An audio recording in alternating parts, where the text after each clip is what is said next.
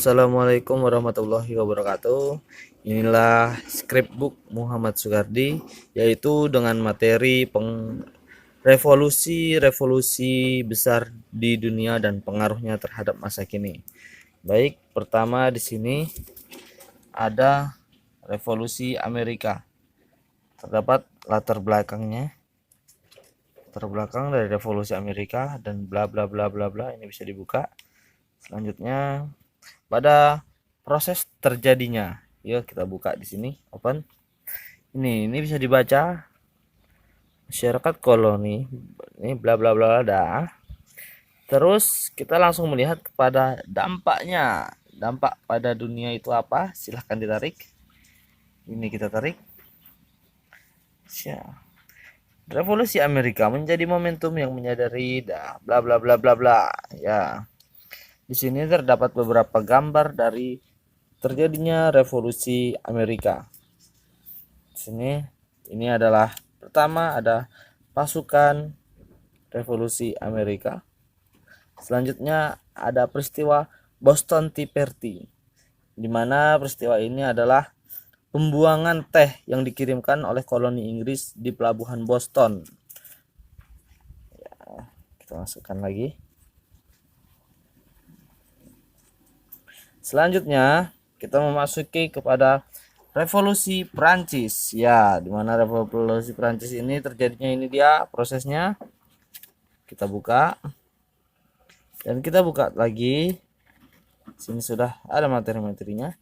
Buka terus. Buka. Dan kita buka. Ini terakhir. Tutup. Dampaknya pada dunia. Ya, yuk buka. Ayo kita buka. Revolusi Prancis memiliki dampak yang lebih besar dan hebat daripada revolusi Amerika. Bla bla bla bla. Ya. Disinilah gambar-gambarnya. Apa sih dari revolusi Prancis ini? Ting. Ada penderitaan rakyat Prancis. Ada penjarahan di senjata di penjara Bastille. Ya. Kemudian ada deklarasi of the rights of men and of the citizen. Ya, ini deklarasi yang pernah disebutkan pada itu. Nah, ini adalah hukuman atau tempat pemenggalan leher jika rakyat-rakyat tidak mau mengikuti revolusi Prancis. Kita masukkan lagi, Bung. Selanjutnya kita memasuki kepada revolusi Cina. Ya, ini terdapat beberapa latar belakang mengapa terjadinya revolusi Cina. Proses terjadinya revolusi Tiongkok. Yuk kita ke sini dulu. Kita tarik. Cuy. Ya, panjang lebar dijelaskan. Kemudian kita ke yang duanya. Yuk menuju ke atas. Iya. Revolusi ini. Ya, ini ada lanjutannya. Ya, sudah. Kemudian ini dia prosesnya. Ya, ini adalah gambaran umum proses terjadinya revolusi Tiongkok. Nah, ini dia dampak dari revolusi Cina atau revolusi Tiongkok. Kita cabut. Apa sih dampaknya bagi dunia? Kita baca dong. Dampak revolusi Cina yaitu memberikan pengaruh pada negara-negara tetangga yang mengorbankan rasa nasionalisme. Dah, bla bla bla bla. Oke, kita masukkan dulu. Selanjutnya kita masuki revolusi Rusia. Latar belakang revolusi Rusia ada 4. Ketidakpuasan terhadap kepemimpinan Tsar Nicholas. Muncul kelompok penentang Tsar Nicholas. Kekalahan Rusia dalam Perang Dunia I dan terjadinya kesenjangan sosial. Ya, ini proses revolusi Rusia. Revolusi Rusia ini ada revolusi pertama dan revolusi kedua. Yang pertama adalah revolusi pada Februari 1917. Yuk dibuka dulu. Teng teng teng teng teng teng teng. Ya, revolusi pertama terjadi tanggal 23 sampai 27 Februari 1917. Ya, maaf salah sedikit tadi. Pada revolusi Oktober atau revolusi kedua, kita buka. Revolusi kedua yang terjadi pada Oktober 1917 disebut sebagai revolusi Bolshevik. Ya, itulah. Yuk, lanjutannya apa sih? Penasaran? Ini dia lanjutannya. Ya, bla bla bla bla. Dah. Kemudian yang terakhir adalah pengaruhnya revolusi Rusia pada masa kini. Apa pengaruhnya? Yuk dibuka dulu. Revolusi melahirkan paham komunis yang tersebar di beberapa negara seperti Cina dan Vietnam. Ya, dan ini di sini ada foto-fotonya. Mungkin perlu kita buka dulu.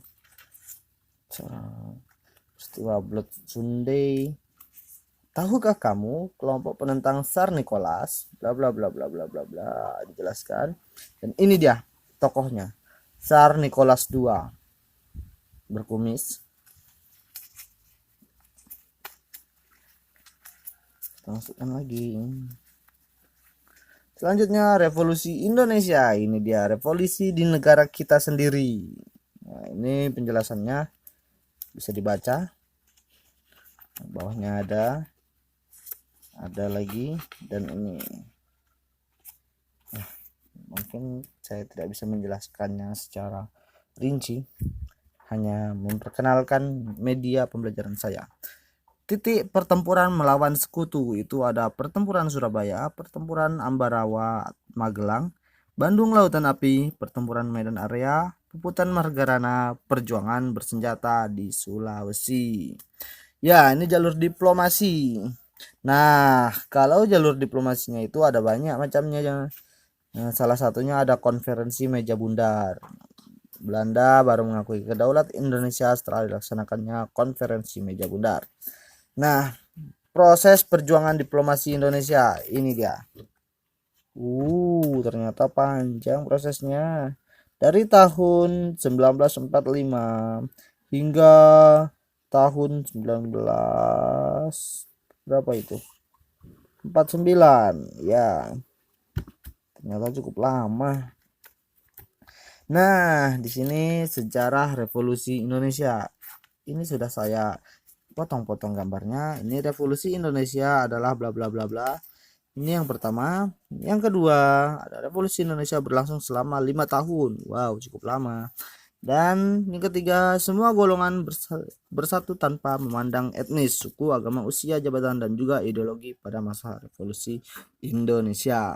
Nah, revolusi Indonesia terbagi menjadi dua karakteristik, perjuangan secara fisik dan perjuangan secara diplomasi. Yang tadi sudah saya jelaskan, ada pertempuran-pertempuran seperti pertempuran Surabaya dan lain-lain. Kalau pada diplomasinya itu ada konferensi meja bundar. Selanjutnya, pengaruh revolusi Indonesia bagi dunia. Ya, ini bisa dibaca sendiri oleh rekan-rekan. Oke. Ya, itulah media pembelajaran saya. Semoga dapat bermanfaat bagi teman-teman semua. Saya akhiri. Wassalamualaikum warahmatullahi wabarakatuh.